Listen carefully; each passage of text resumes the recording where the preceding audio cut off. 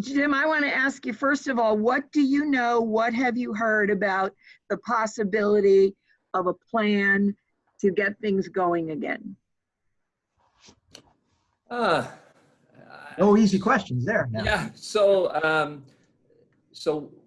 that's both on I Hey, guess. Jim, I'm sorry. Can I interrupt? Because can we get your monitor, or just because your head is, if we can kind of get you up, just we want you to make you look good on TV there. So I'd Thank you rather very much. disappear.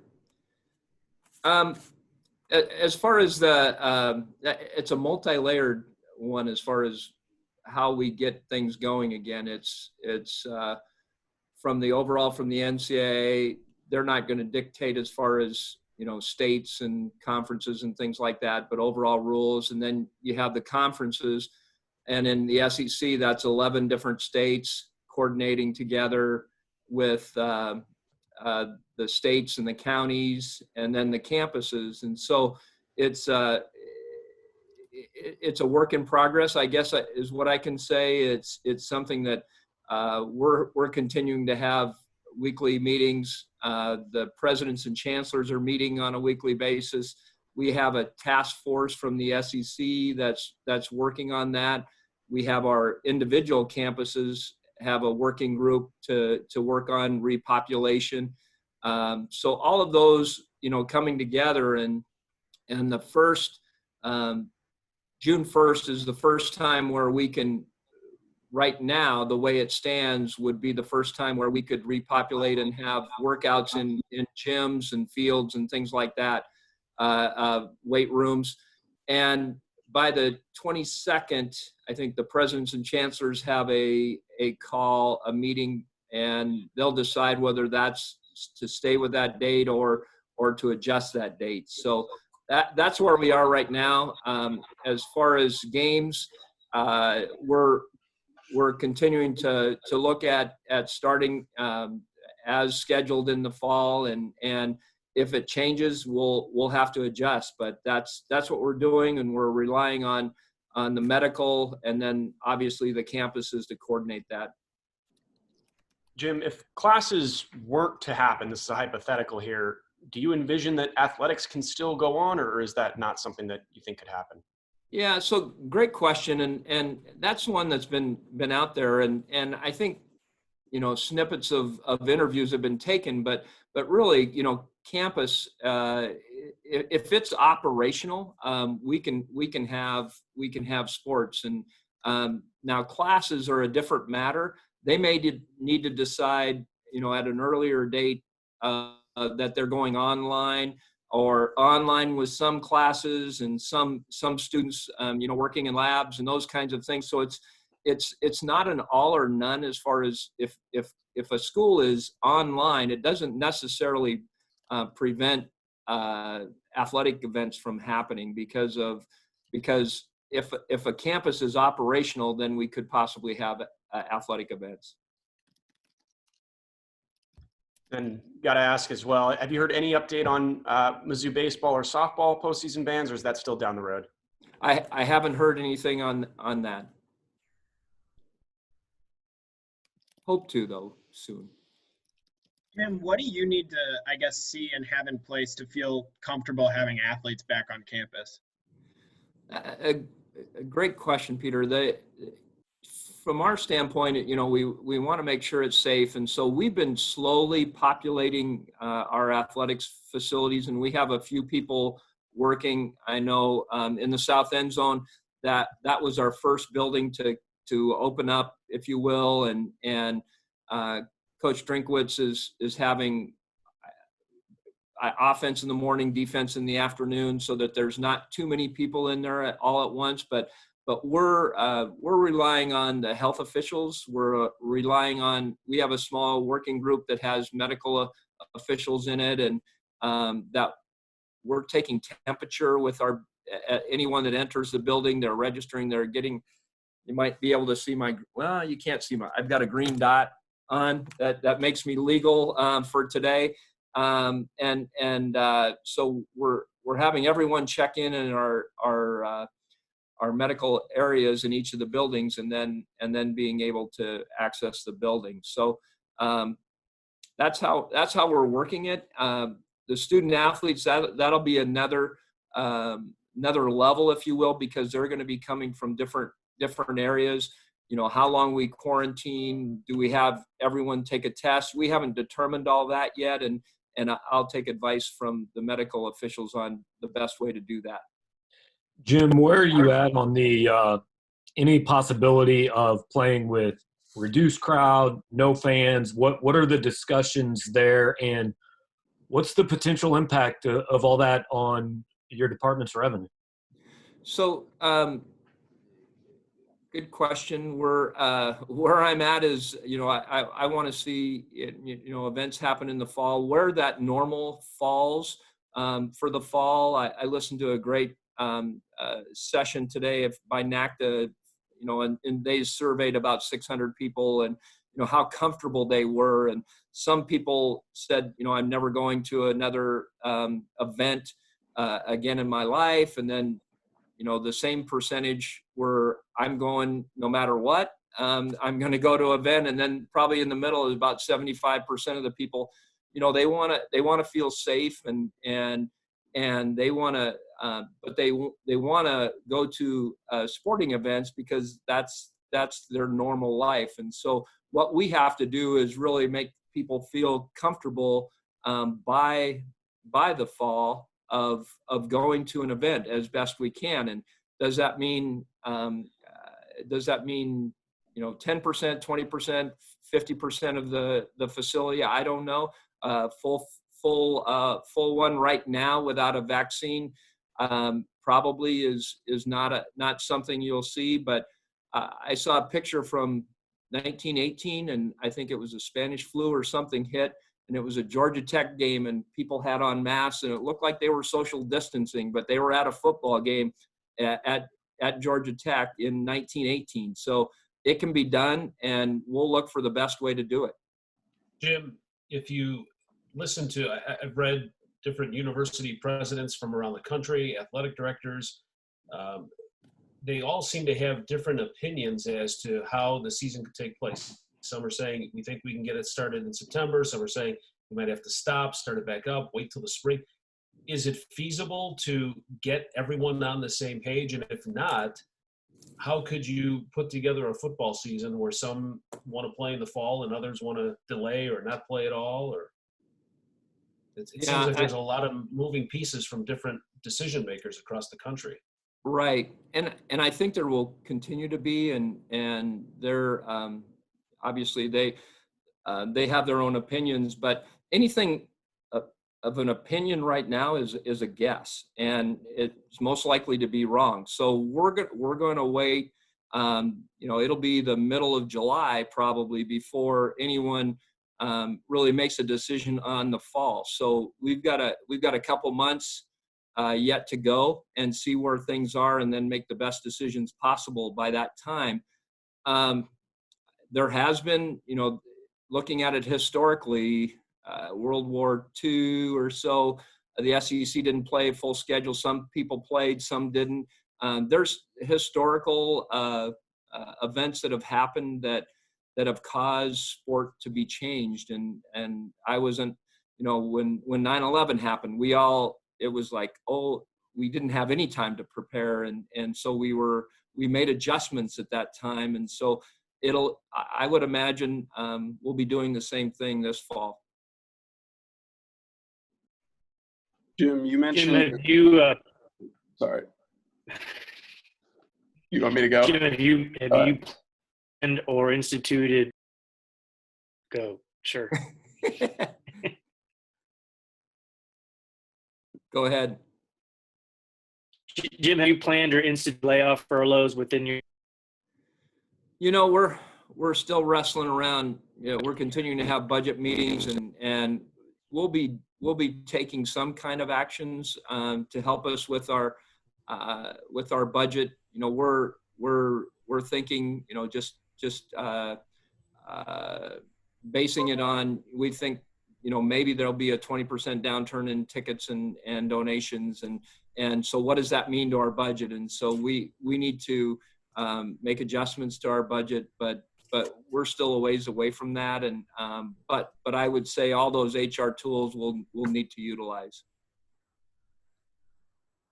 Jim, I know you said you're having people get their temperature taken right now when they're coming in the facility. Do you have a sense of how widespread and how intensive testing will have to be once student athletes return?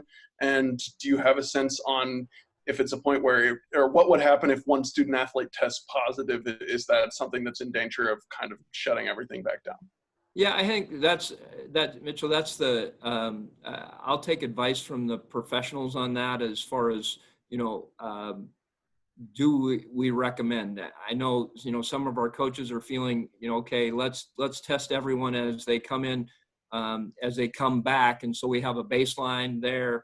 And then if someone tests positive, continue to monitor and engage. If someone does have symptoms, then, what do we do? I think I'm going to rely on the medical experts to give us the advice to do the correct thing at that time. Could it be that? I didn't watch it, but I understand, a sporting event, someone test positive, was a UCF fight or something, and they moved them, they removed and then isolated, but still had the event. We're going to have the benefit of Major League Baseball, possibly the NFL going ahead of us. So we'll have those events and those experiences to draw on and try to make the best decisions from there. Hey, Jim. Go, Sweetie. Hey, Jim. 12 student athletes, spring sports student athletes coming back. Did you know the kind of financial impact that's going to have in terms of the aid and kind of all those things? Yeah. So we're 12 of our 23 seniors are going to come back, and there's another one that's still weighing the options, and that'll be about a $300,000 impact as far as increased tuition fees, room and board, and those kinds of things. Jim, if football were to start on time, what social distancing guidelines would you like to see Faurot Field have? Because there are such large crowds, and what are you hearing that from the league, or is that something the health officials are going to help diagnose you on? Yeah, I'm not making a decision on that yet, and we'll have to take guidance from the health officials, and there's all kinds of layers about that. Nick and I were talking about, are we going to have social distancing in the press box, and how far does that go, and how do we do that? And I think all of those are unanswered questions yet, but great questions and things that we have to consider and try by the middle of July to make the best decision on those. Jim, I know you mentioned the temperature check when people come in, but what other precautions are you taking for access to facilities, and who's performing those? Is it MU Healthcare people, or? Actually, our medical trainers are that's the stopping point. And if a person has been out of town, we're asking that they self-quarantine, and we're screening from the medical training and the coach's standpoint of anyone that's been out of town to do that. And so those are things that we need to continue to build up as we have more and more people. Our small group will be giving me recommendations of things we need to do as we continue to move forward in a slow way. Jim, there's going to be this vote of the presidents and chancellors across the league, it sounds like, for a date to bring student athletes back on campus. Is it your expectation or the expectation of your peers that you get a firm date out of those votes? And in the event that there maybe is a resurgence of the virus somewhere across the league, do you also have to contingency plan for maybe getting student athletes back home if something breaks out between now and the fall season? Yeah, all those things are dependent upon the pandemic and how it reacts. And so I think the chancellors and presidents wanted to take the longest time possible before they made a decision on the date to return, if you will. It could be June 1st, it could be June 15th, it could be July 1st. I don't know where it's going to end up, where it'll be in the next 2 weeks where they make that decision, but we'll adjust and make sure that we try to keep everyone safe and do the best things we can to keep from anything, if it happens, anything spreading. And so those will be precautions that we'll have to take. Jim, I know Jim. every conference is kind of making its own decisions eventually. I know it's been reported that some games like Alabama, USC, there's discussions of what to do. Have you talked to any schools on your non-conference schedule about contingency plans, with especially say BYU? I mean, I know the western part of the country maybe is a little slower to come back. Just are there any discussions about games that might not happen and what you would do in that situation? We haven't had those, Gabe, as far as anyone, any discussions with anybody that feels that they won't be able to play. So as of right now, we're taking it as is, that we will be able to play. And as we get closer to that July date, we'll be making sure that they're still online, and over the next couple months, obviously be checking in with them. Jim, with the current budget situation, is there any concern about, I guess, the future of non-revenue sports programs within the athletic department? We're, depending on how deep and long it is, we'll have to make adjustments. But as of right now, no sports are on, on the block, if you will. And I think you're going to be seeing that across the country over the next weeks and months of sports. But as of right now, we don't have that. Jim, have you planned at all or made any sort of contingency plans about a spring season, or is that something that you will totally wait and see what happens here in the coming weeks to start looking at?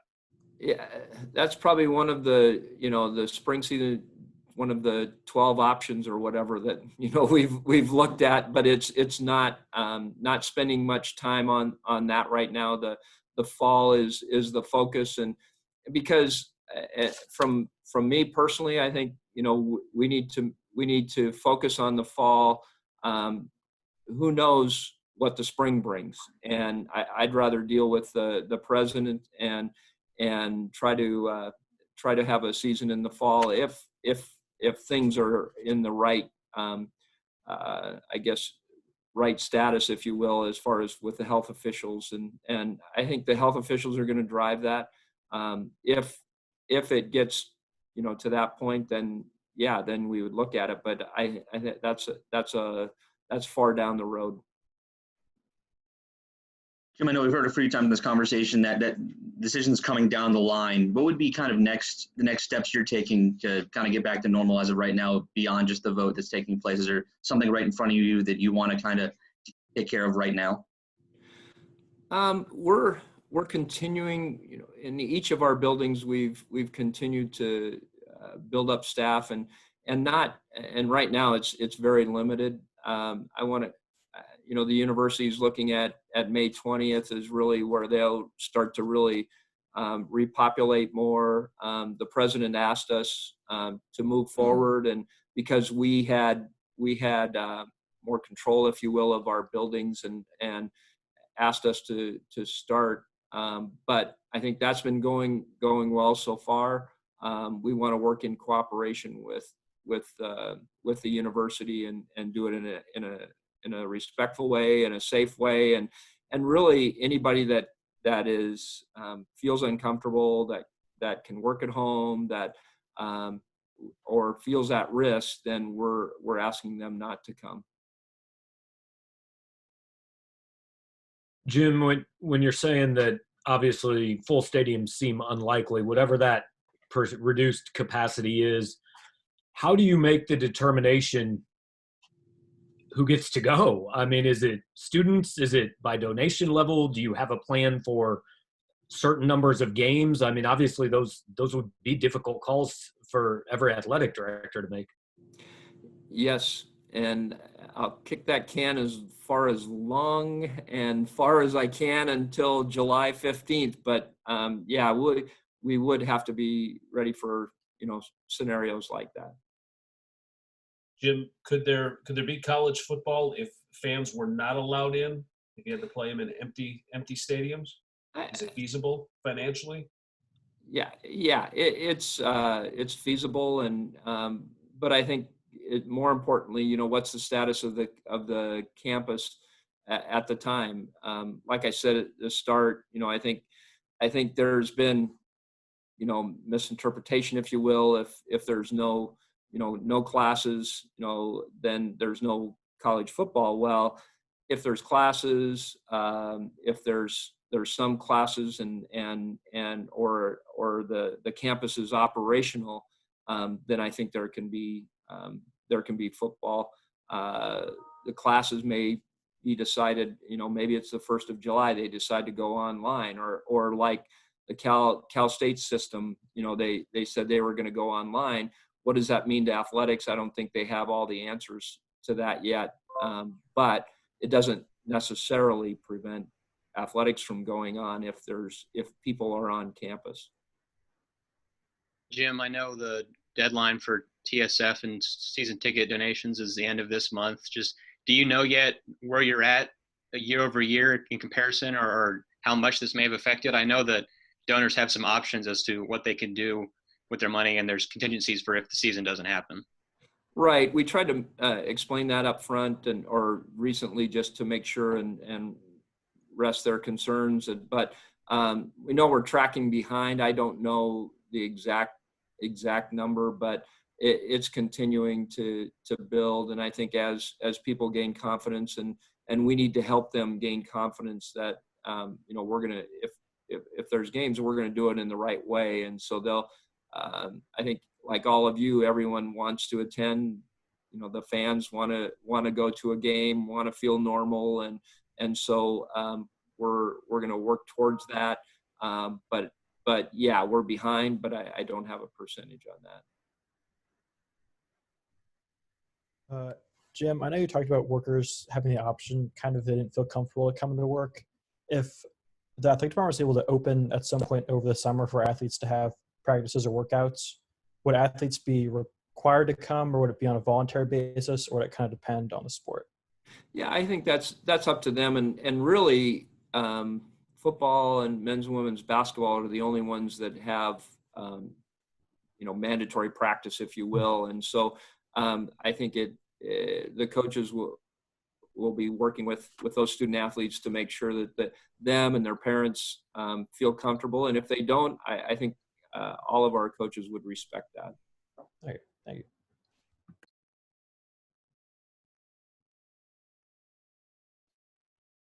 Anything else? Jim, actually, I have a non-COVID-19 question. Just with the news a couple of weeks ago about the Kansas-Missouri football rivalry coming back in a few years, and basketball being renewed this season, what kind of came about? How did all this come about? And is there going to be more sports involved with the Kansas-Missouri kind of renewing that rivalry? So how it came about, obviously when I came here, heard about that rivalry and reached out, and they weren't ready at that time when Jeff Long was hired. I'd known Jeff a long time and just tried to respect, him moving into a new position, and just asked, when it was appropriate, let's start talking about this. And so it evolved, and Nick Joseph was involved with, looking at, actually started with football first. But as you know, with football scheduling, it's out there a ways. And so we started looking at that. And then basketball came this, I don't know when it was, November or so, when that came together, and we were able to pull that series together, which I think was really, really positive. And then we knew we were going to get football done. And we've already, I think, track and field and other sports are looking at playing as well. So we like that, to be able to, obviously close Power 5 game that has interest, and just like the Illinois series, we wanted to have that. So it's been positive. Jim, not specific to this season and what might happen this fall, but a lot of people have thought that there are things that might come out of this as far as college athletics, like more regional scheduling, maybe a correction of the market of coaching salaries, which a lot of people feel is a little bit out of hand. I mean, are there things that you either can see or would like to see that maybe this can offer kind of a reset in certain areas? That's a good question, and it actually I called Jim Livengood, former AD at Washington State and Arizona, and he had a plan about 6-8 years ago about regionalizing Olympic sports in a different way, and I've asked him to dig it out of his files. Unfortunately, he just gone through some surgery, so he said it'll take me a week or two, but we've encouraged our coaches to look at and regionalizing their schedules, and I forget which sport, maybe soccer was supposed to go out to California. We're not going to do that. We're gonna look at what we can do, and in the interest of saving expenses, we're gonna look at doing that. If it can be broader, I think everyone's talking about that as far as what we can do, but right now there's no national movement to do that.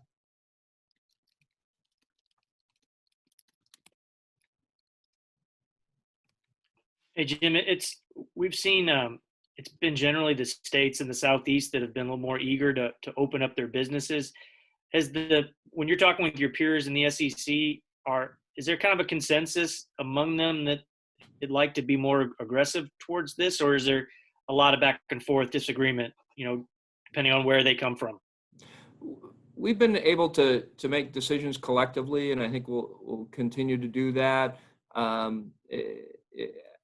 I think everyone wants, to do it in the right way and safe. And so, if you see the June 1st date move, it's because, everyone wasn't comfortable about starting then, and it could. And so we'll make those adjustments, but I think try to be of a collective mind. Do people have different opinions? Yeah, but I think we're pretty dang close, and Commissioner Sankey does a great job of keeping us all together as well. Hey, Jim, the NCAA just re-extended the recruiting dead period, and I'm curious if you've had any conversations with coaches at Missouri or ADs elsewhere about at what point there's a tipping point and they can't keep pushing that further back. Yeah, that's probably a better coach question than me, but I haven't had anything in the last couple of days with our coaches. I know Robin's been getting some great commitments, through Zoom. So we may not let anyone travel anymore and just recruit that way. But I think it's people have found ways, to do their jobs, better and more efficient, and out of necessity because of this situation. And maybe there are some things like that we can continue to do as we move forward, but have not heard anything as far as, in this day of age of tapes and things, people can be seen. And there's games and you can look at, and obviously can't see them in person and you don't visit with them, but you can gather a lot, through calls as well.